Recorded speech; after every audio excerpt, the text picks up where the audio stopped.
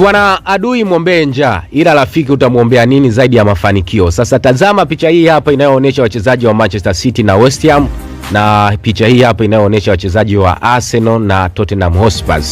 Alafu hapo baadaye nitakuja kuzielezea hizi picha zina maana gani. Leo Jumapili ya tarehe 10 mwezi wa 5 mwaka 2026 pale England English Premier League kutapigwa mechi kati ya West Ham United dhidi ya Arsenal the Gunners. Hapo upo. Je, ushawahi kushuhudia fainali inayopigwa uwanjani pasipokuwa na kombe? Basi hii ndo fainali yenyewe.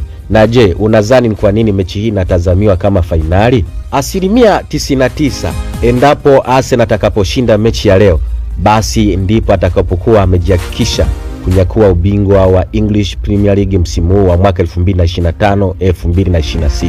2. Endapo klabu ya West Ham itakapopoteza mechi ya leo, basi ndiyo klabu itakayoamua hatima ya zile timu tatu zinazoshuka daraja msimu huu katika ligi kuu soka England English Premier League. Kwa maana hiyo ni kwamba timu zote zina uhitaji wa alama tatu. Arsenal na uhitaji wa alama tatu ili kujihakikisha kuwa bingwa msimu huu, na West Ham na uhitaji wa alama tatu ili kujihakikisha kutoshuka daraja msimu huu. Basi hapa ndipo nielezee hizi picha. Klabu ya Manchester City inaiombea klabu ya West Ham kushinda mechi ya leo dhidi ya Arsenal, lakini ndivyo hivyo kwa mashabiki wa Manchester City.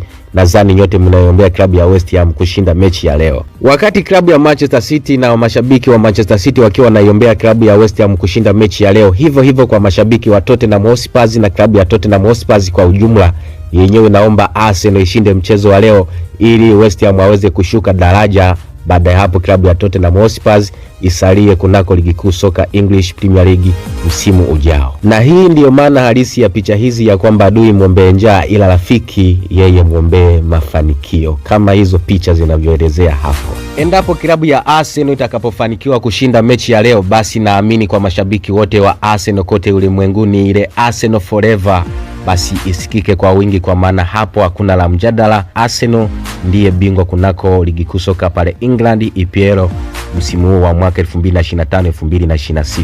Swali langu kwa mdau wa soka, niambie hapo kwenye comment. Je, Arsenal kwa mtazamo wako unavyoona tayari ndo bingwa kunako ligi kuu soka pale England, ama la Manchester City anala kujitetea tena? Basi niambie hapo kwenye comment. Langu jina naitwa Enoch Nestori Joseph Baresi.